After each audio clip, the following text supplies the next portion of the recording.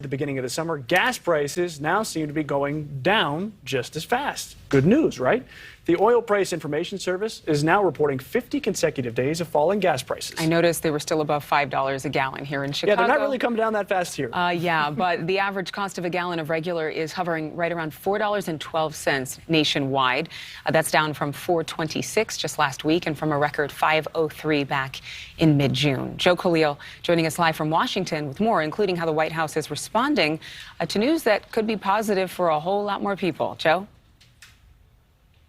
Yeah, that's right. And my sympathies to you guys in Chicago still having to pay more than $5 a gallon. But yeah, good news. Anyway, you look at it, gas prices coming down. Obviously, that's a major step in the right direction. If you're at the White House, you're going to be celebrating that. President Biden, Vice President Harris already touting those 50 days where we've seen a drop. The average of gas is now at $4.12 a gallon.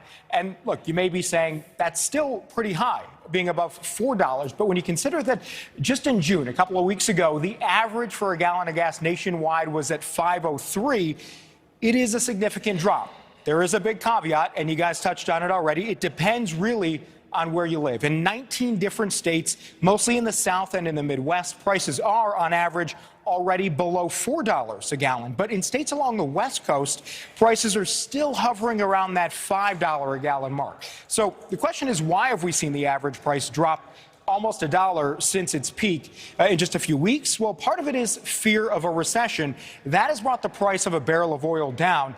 Another reason, people have been driving less, and so that has brought demand for gas down. And experts also point to the Biden administration releasing 180 million barrels of oil from the Strategic Petroleum Reserve. They say that has also contributed to prices lowering. And naturally, as the summer draws down to an end, we could see the prices drop even further because less of us are traveling, less of us are taking vacations. Now, we should also mention, before we get all the positive stuff here, it is possible that this is just a temporary dip in prices. And by that, we mean there's a possibility that we could see a spike in prices because of things that are largely out of our control. One would be hurricanes in the Gulf of Mexico. If that happens, we could hamper oil refineries. That might bring prices up. And also, you've got the war in Ukraine with Russia right now. Anything unexpected could also spike prices. So let's hope those things don't happen and we continue to see that downward trend. Guys. All right. Thank you very much, Joe.